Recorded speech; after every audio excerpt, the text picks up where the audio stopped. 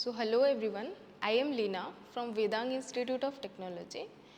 तो हमने last classes में डिस्कस किए थे about first order differential equation और उसमें से हमने एग्जैक्ट डिफरेंशियल इक्वेशन को डिस्कस किया था। वैसे तो बहुत सारे फॉर्म होते हैं डिफरेंशियल इक्वेशन के, बट मेनली दो कैटेगरीज में डिवाइड किया जाता है, एग्जैक्ट एंड नॉन एग्जैक्ट। तो एग्जैक्ट डिफरेंशियल इक्वेशन के बारे में हमने लास्ट क्लासेस में पढ़ा है। आज हम देखेंगे नॉन एग्जैक्ट डिफरेंशियल इक्वेशन क्या होता है, उनको सॉल्व कैसे करते हैं। ठीक है, सो लास्ट क्लासेस का थोड़ा सा रिवाइज कर लेते हैं। एग्जैक्ट डिफरेंशियल इक्वेशन, ठीक है, जो डिफरेंशियल इक्वेशन होगा वो किस फॉर्म में रहता है, M D x plus N D Y equal to zero के फॉर्म में रहता है ना। और एक डिफरेंशियल इक्वेशन को एग्जैक्ट होने के लिए कौन सा कंडीशन मानना पड़ेगा, do M upon dough Y equal to do N upon dough X. और ये जो एम एंड एन है वो हमें वो डिफरेंशियल इक्वेशन से मिल जा रहा था। ठीक है, नेक्स्ट क्या होता है, उसका जनरल सॉल्यूशन निकालना पड़ता है। तो जनरल सॉल्यूशन निकालने के लिए हमारे पास फॉर्मूला था integration M D x plus integration terms in N free of x D Y equal to सी।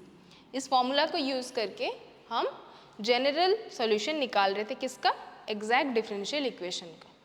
ठीक है, तो देखो डिफरेंशियल इक्वेशन दो टाइप के होते हैं, एक होता है एग्जैक्ट, दूसरे होता है नॉन एग्जैक्ट डिफरेंशियल इक्वेशन। ठीक है, एग्जैक्ट का हम सॉल्यूशन कैसे निकालते हैं वो हमने ऑलरेडी सीख लिया है। अब नॉन एग्जैक्ट डिफरेंशियल इक्वेशन को हम कैसे सॉल्व करेंगे। ठीक है, तो उसको सॉल्व करने के लिए आपको पहले नॉन एग्जैक्ट डिफरेंशियल इक्वेशन को एग्जैक्ट डिफरेंशियल इक्वेशन में कन्वर्ट करना पड़ेगा, फिर एज यूजुअल हम उसका जनरल सॉल्यूशन निकाल सकते हैं। अब नॉन एग्जैक्ट को एग्जैक्ट में कैसे कन्वर्ट करेंगे, उसके लिए एक ट्रिक होता है जिसको हम लोग बोलते हैं integrating factor, that is I F, integrating factor. ठीक है, तो आज का जो लेसन होगा वो नॉन एग्जैक्ट डिफरेंशियल इक्वेशन का सॉल्विंग के ऊपर होगा। इंटीग्रेटिंग फैक्टर कैसे निकालते हैं, कितने टाइप के होते हैं, वो सब हम जानेंगे, है ना। तो नेक्स्ट देखो,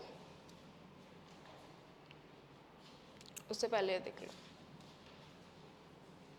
ठीक है, जो नॉन एग्जैक्ट डिफरेंशियल इक्वेशन होता है उसको अगर हम सॉल्व करना चाहते हैं तो उसके लिए हमें इंटीग्रेटिंग फैक्टर जानना होगा। इंटीग्रेटिंग फैक्टर जो रहता है ना, वो उसको निकालने के लिए 4 रूल्स होते हैं। तो आज हम पहला रूल पढ़ेंगे। तो रूल नंबर 1, रूल 1 क्या बोलता है कि अगर dough M upon do M upon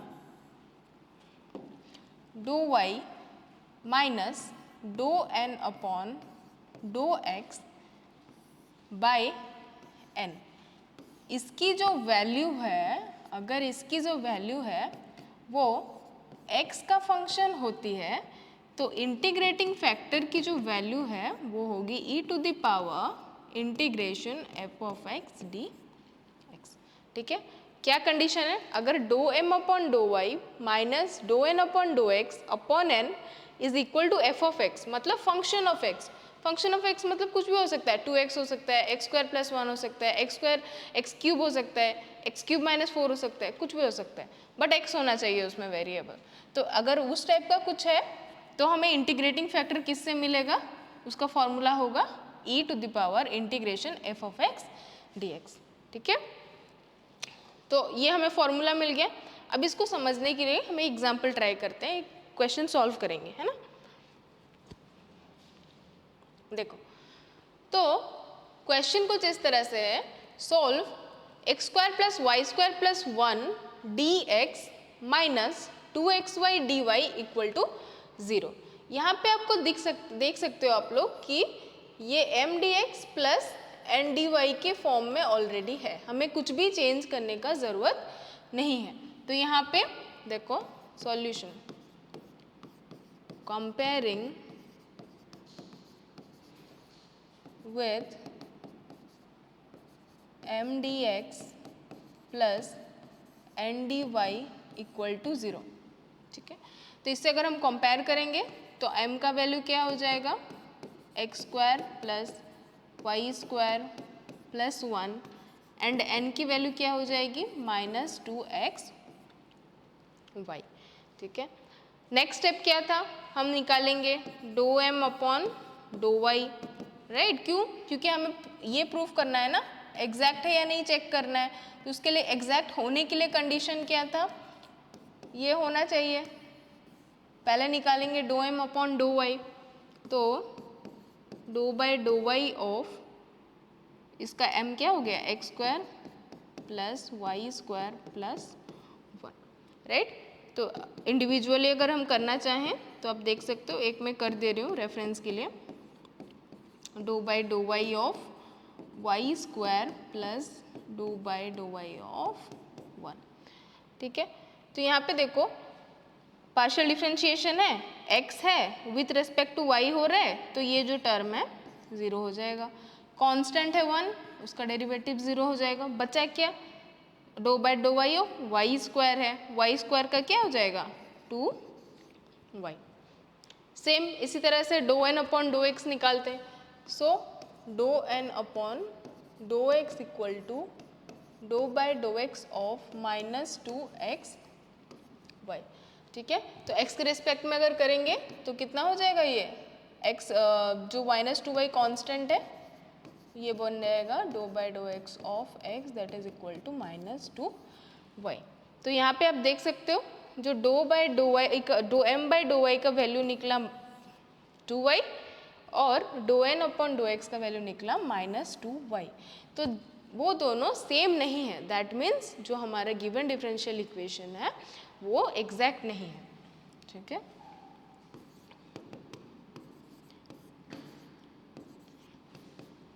dough m upon do y is not equal to do n upon do x, therefore given differential equation is not exact. जो given हमें है differential equation वो exact नहीं है।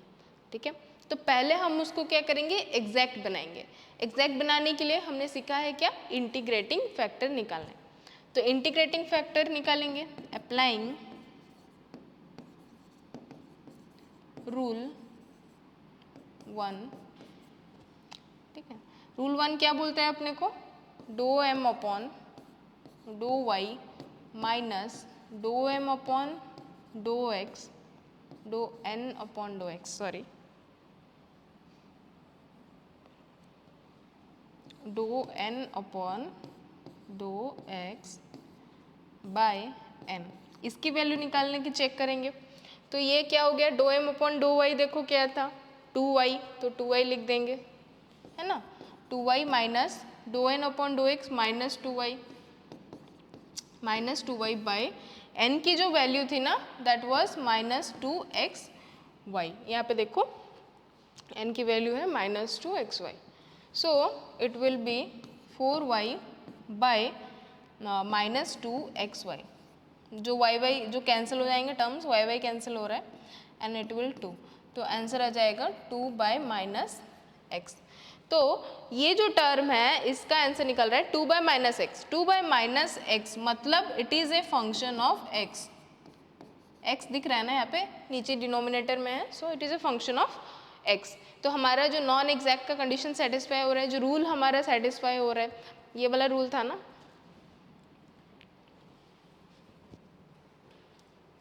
देखो function of x हो जा रहा है इसका वैल्यू, तो हम इंटीग्रेटिंग फैक्टर का ये वाला फॉर्मूला यूज़ कर सकते हैं, that is I F equal to E to the power integration F of x D X, है ना।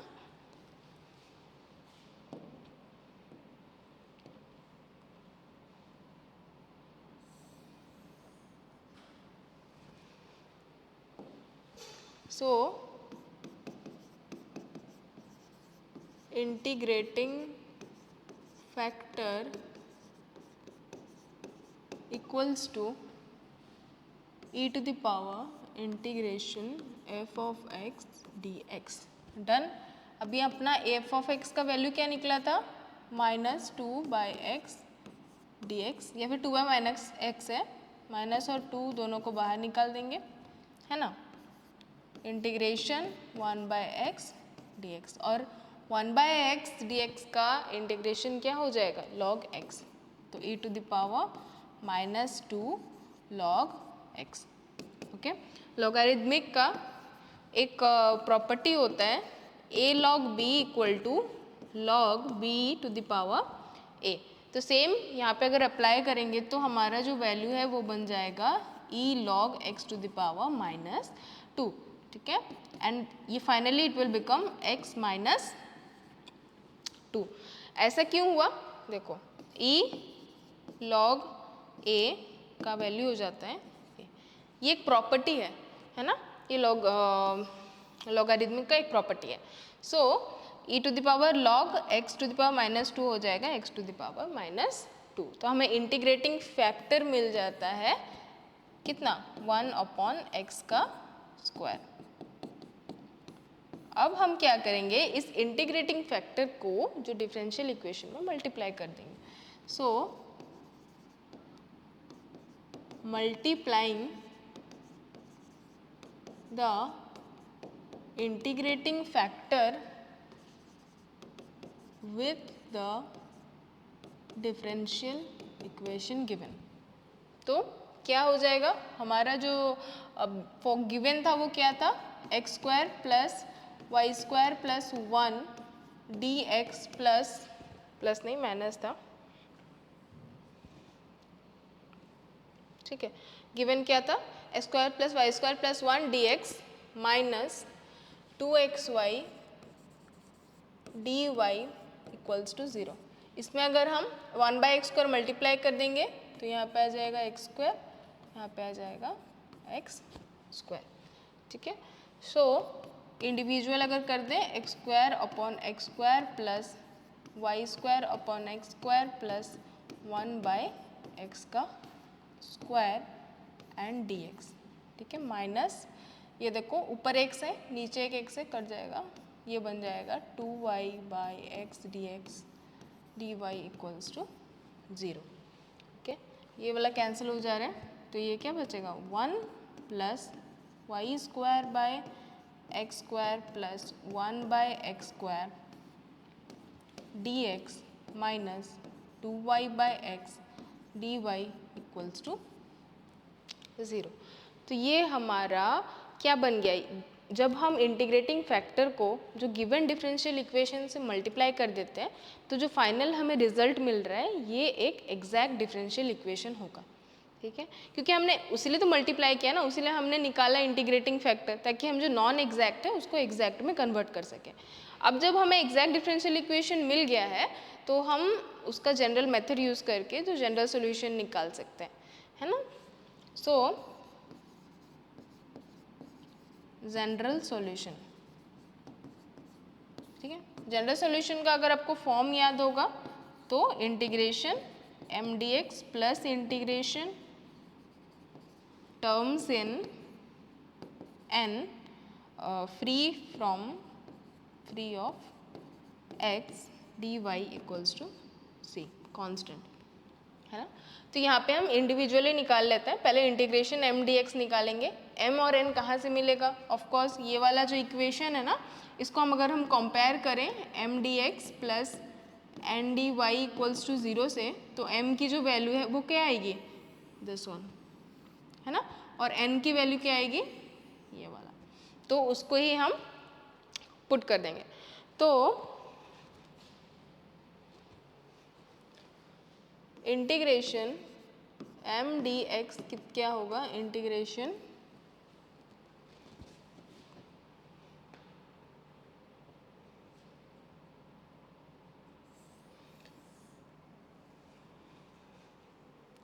Integration 1 plus Y square by X square plus 1/x² का dx है ना। m की वैल्यू उतनी ही थी, एक बार और वेरीफाई कर लेते हैं। देख सकते हो 1 + y² प्लस 1/x²। सो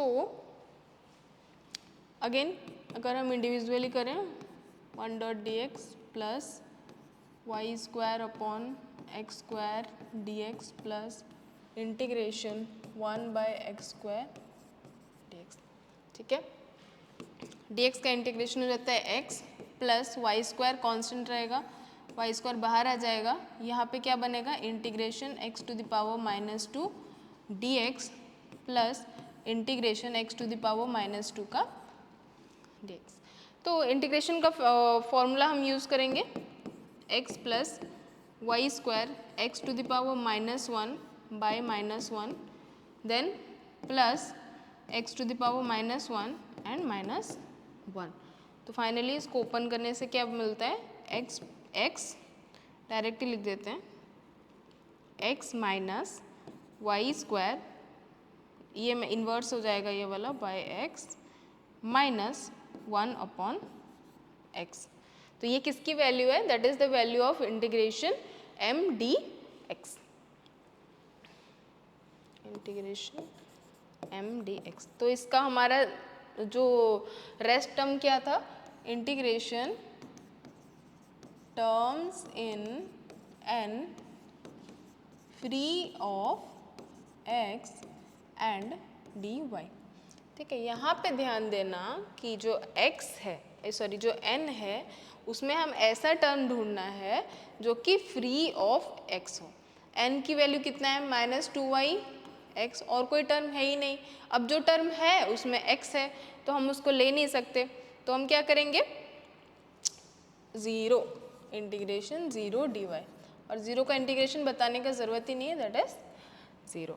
तो जो जनरल सॉल्यूशन है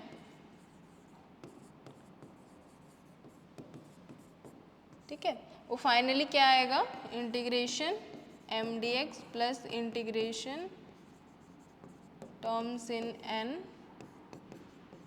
free of x dy equals to c, है ना। तो ये पुट कर देंगे तो क्या मिलेगा, इंटीग्रेशन m dx का वैल्यू कितना है x minus y²/x minus 1/x। तो x minus y²/x minus 1/x, इसका वैल्यू तो 0 आ जा रहा है इक्वल्स टू c। तो ये किसका वैल्यू निकला, this is the solution of the non exact differential equation given to us, ठीक है। तो हमने पहले क्या किया, जो नॉन एग्जैक्ट था उसको पहले एग्जैक्ट में कन्वर्ट किया by using the integrating factor. Integrating factor को निकाल के करते हैं, इंटीग्रेटिंग फैक्टर निकालेंगे फिर उसमें मल्टीप्लाई कर देंगे तो वो बन जाएगा एग्जैक्ट, फिर उसका जनरल सॉल्यूशन निकालेंगे, ठीक है। आई होप जो आज की क्लास में पढ़ाई हुआ है आपको समझ आया होगा। So thank you everyone.